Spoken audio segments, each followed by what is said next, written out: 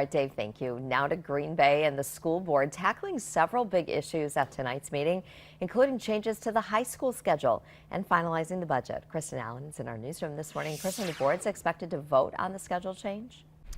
That's right. If approved, they wouldn't fully take effect next year, those changes. But the big change with the schedule is that the school day would be structured into 7 50-minute periods. Currently, there are 7 48-minute class periods with lunch as the 8th period. With the change, some classes can be combined into a 100-minute block. In those cases, students would be able to get breaks as directed by their teacher.